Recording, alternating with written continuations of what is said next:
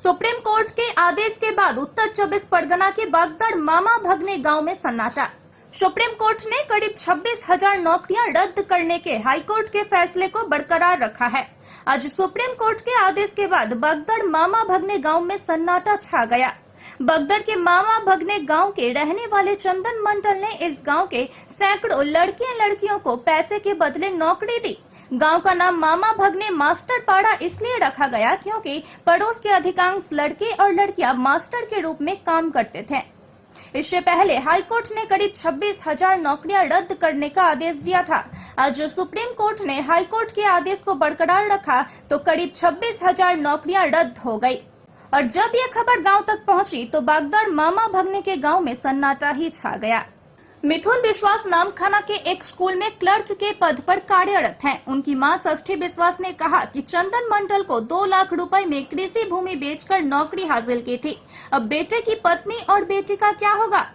वहीं मामा भगने गांव के निवासी श्यामोली मंडल ने बताया कि उनका बेटा भीम मंडल गंगा सागर के पास में काम करता था।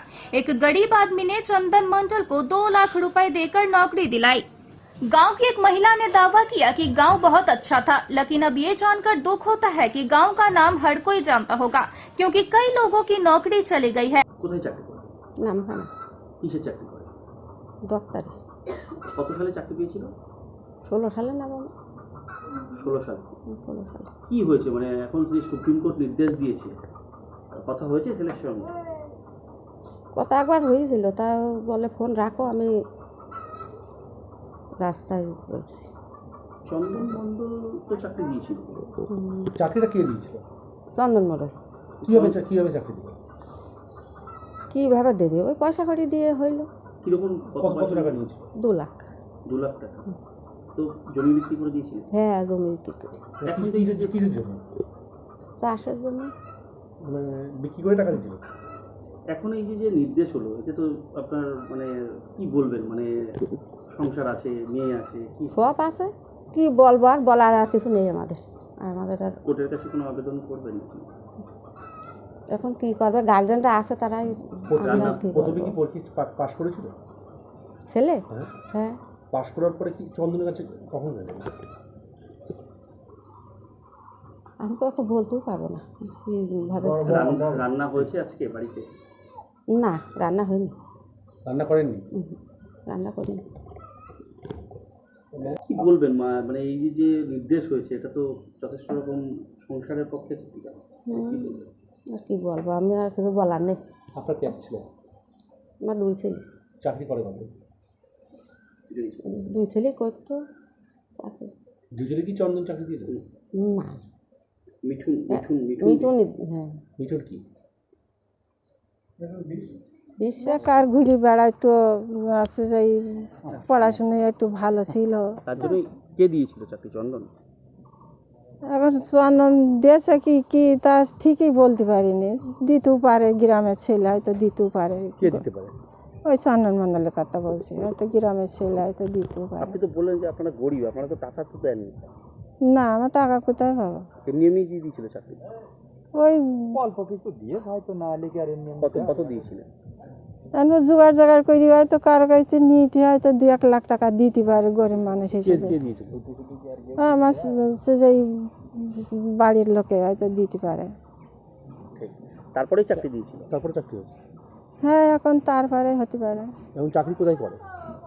ওই তো বলছি তো, ওই গঙ্গাসাগরের পাশে নির্দেশ দিয়েছে দেখলাম। কথা হয়েছে স্বামীর সঙ্গে? হ্যাঁ। কি বলবো? ও আসছে স্কুল থেকে। আজকে স্কুলে গেছে? হ্যাঁ। কোন স্কুল? নামখানা। নামখানা। এই যে মানে নির্দেশ হলো এতে আপনার তো সংসার হয়েছে, এখন বাচ্চা কাচ্চা আছে, কিভাবে? হ্যাঁ, এভাবে কীভাবে চালাবো এইটাই আমাদের এখন সমস্যা। চাকরি তো চন্দন দিয়েছিল, কে দিয়েছিল চাকরি?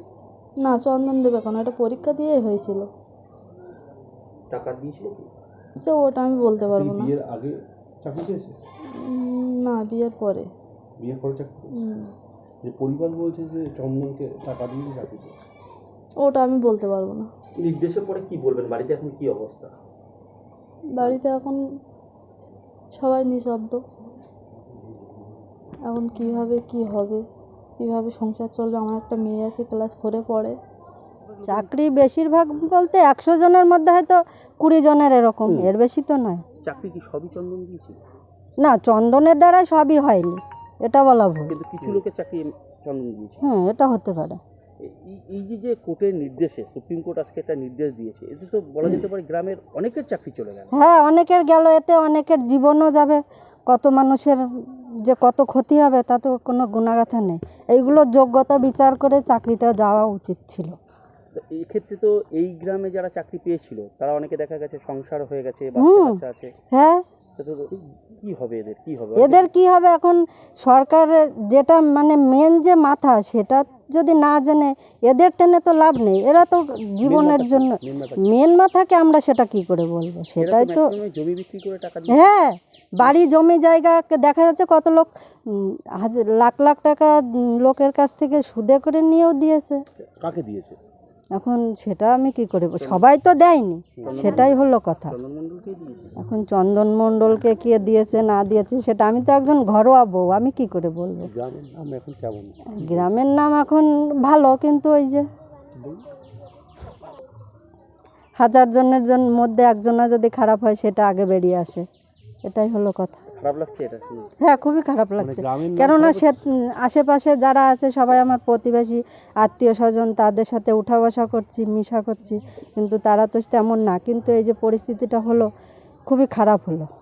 এই গ্রামের নাম যে হঠাৎ করে আবার হাইলাইটেড হলো, এতে কি খারাপ লাগছে? খুবই খারাপ লাগছে, কেননা আমাদের গ্রামের নামটা তো আগে উঠে আসবে, 10টা লোকে জানতে পারবে, 10 জন কেন 10,000 লোকও জানতে পারবে।